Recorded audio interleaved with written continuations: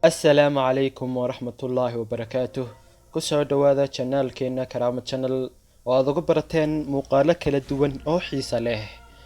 Marka maanta waxaynu kusoo qaadan doonaa programkeenu yahay inaynu part 2 u sameyno muuqaalkii kan ka horreeyay oo aynu kusoo qaadanay fiidiyoyo ay kaamiraduhu duubeen lana ogaadeen ilaa iyo kaamiradahaas laga dhex arko ama ay duubeen kuwaas fiidiyoyadaas ama muuqaaladaas oo u muuqday kuwa cabsi ah. marka waxaynu ka dhigi doonaa part 2 arrimahan la yaabka leh ee ay duubeen kaamiraduhu waxa dib ayaa looga ogaaday oo arrimahan cajiibka waxa la soo dhigay barta YouTube-ka iyo meelaha kale ee lagu wadaago muuqaalada kala duwan. marka barnaamijkeenan programkeena waxaynu ka dhigi doonaa partiyo badan halkan kuma joojin doono waayo asxaab badan ayaa xiiseysay barnaamijkan ama programka noocan ah kuna soo biir channelka oo rukumo subscribe-na saaro aad iyo aad baad u mahadsantiin.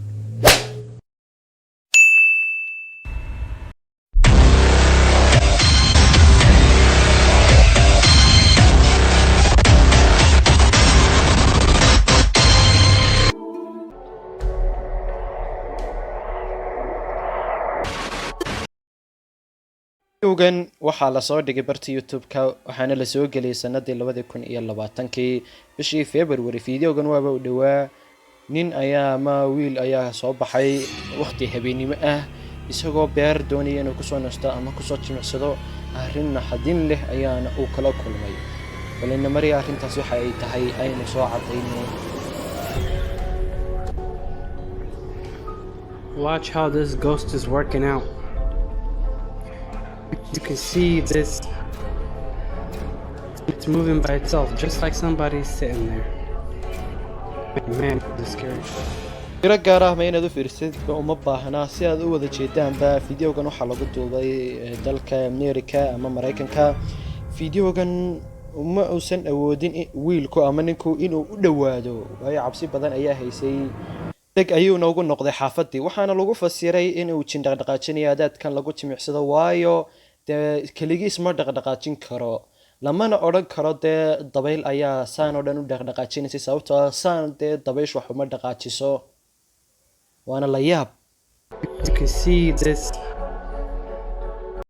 waxaan rajeynayaa inaad aragtidiina nala wadaagi doontaan ma jinba sida la leeyahay mise waa arrimo kale. videogan inoogu xiga waxaa la soo dhigay barta Reddit waxaana la soo dhigay bishan aynu imika ku jirno ee March ama March saa u taqaanidba. gurigan waxaa soo booqday wiil waqti habeenimo ah. guriganna way ka guureen reerkii deganaa sababtoo ah waxay yiraahdeen jin ayaa degan gurigan rooxaan iyo jin iyo waxba degan waxayna ka maqli jireen cod aad iyo aad u la yaab leh cabsi badan leh. markii ugu horeysay wiilku waa soo karay dabaqii koowaad waana iska caadi ah laakiin markii dabaqii labaad soo karay waxa inankii ku dhacay arrin naxdin leh fajac iyo la yaabna leh taas oo xadin ku abuuri karaysa xitaa qofka daawanaya videogan. marka balina mariya soo cadeynay waxa ka qaylinaya meesha.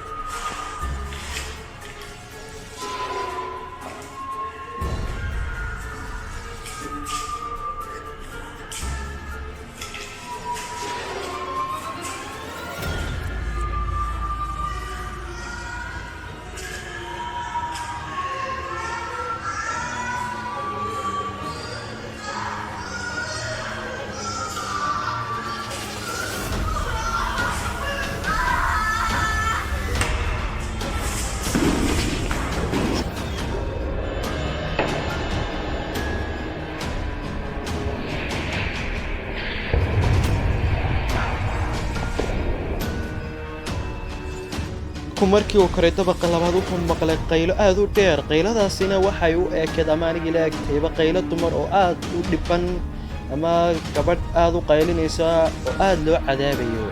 markii uu koray oo qolkii furay waxaa kaga soo baxay shay aad iyo aad u layaab badan, qof dherer badan leh oo haddana qaabkiisu u egyahay qaab naxdin leh.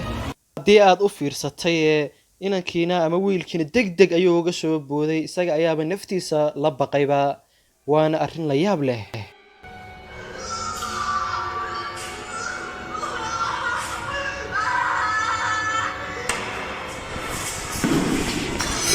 dadka qaar ayaa fikirkood ka soo dhiibtay fiidiyowgan, waxayna yidhaahdeen fiidiyowgan waa fiidiyo la sameeyey oo loo fikiray, sababtoo ah qofna ma lahan geesinimada intaa leeg uu ku korayo dabaq madow oo laga dhex qaylinayo, jinna loogu guuray markiisii hore. dadka qaar ayaa fikir kala qaba oo leh fiidiyowgan waa fiidiyo sax ah oo waxaan waa jin isu ekeysiyenin. bal adiga fiidiyowgan daawanaya ayaan ku weydiinayaa, ma kor lahayd dabaq madow oo markii hore jin looga guuray lagana dhex qaylinayo madowna? fikirkaagu bal maxaa uu noqonayaa?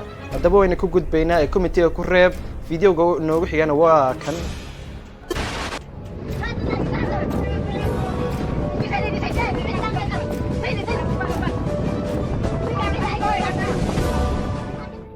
fiidiyowgan waxaa la soo geliyay bartii youtube-ka sanadii 2019 bishii February, waxaana ku daawaday dad aad u badan oo malaayiin oo ilaa 9 milyan gaaraya.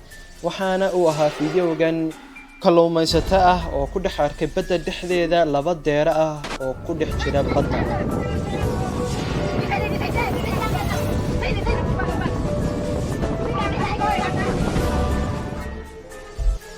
mid ka mid ah kalluumaysatadii ayaa geesinimo u muujiyey inuu badda ugu dhex tago oo uu ka soo qaado 2 deero oo beriga ku noolaan jiray. laakiin su'aal waxay ka taagan tahay sidee 2 xayawaan oo beriga ku noolaan jiray ay baddan heerkan ay u soo gaari karaan? baddan 1000 mitir in ka badan ka sarreysa dhulka. sidee ahaataba waa ku guulaystay oo waa ka soo saaray badda 2 deero.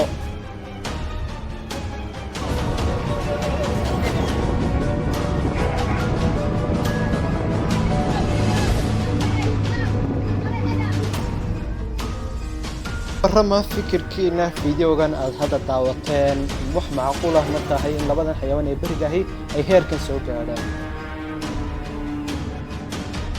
aynaan u gudbin fiidiyowga ugu dambeeya aan ku dhammaystiri doono, fadlan idinkoo mahadsan waad nagala soo xidhiidhi kartaan Instagram-ka halkaa idinka muuqda. channelkeenan Karaama Channel-na subscribe saar.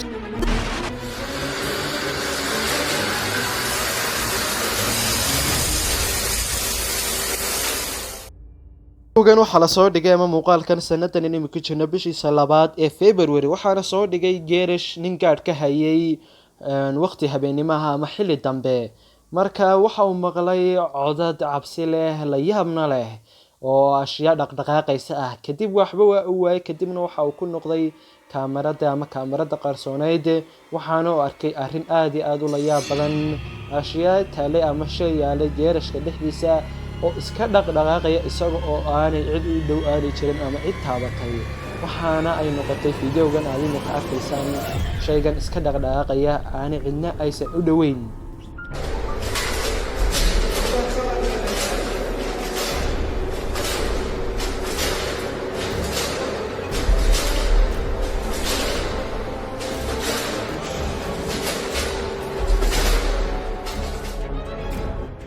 sallaankan naf ahaantiisa ayaa u dhaqdhaqaaqaya iyadoo aan cid taabanaysa ama riixaysa aysan jirin.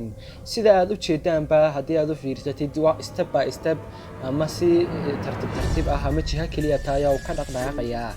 sallaankan waxaa kale oo la yaab leh oo lagu arkay gaarkii meesha ilaalinayay markii uu kaamarada ka daawanayay.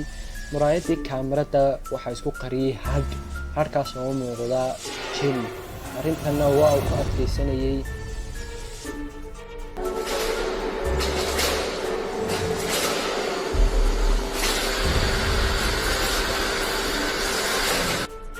ra'yigiinu bal maxaa uu noqonayaa? sallaankan iska dhaqdhaqaaqaya ma jin baa dhaqaajinaya, codadkanna sameynaya, mise meesha waxaa ku jira arrin kale? commentiga ayaad noogu reebi kartaan fikirkiina.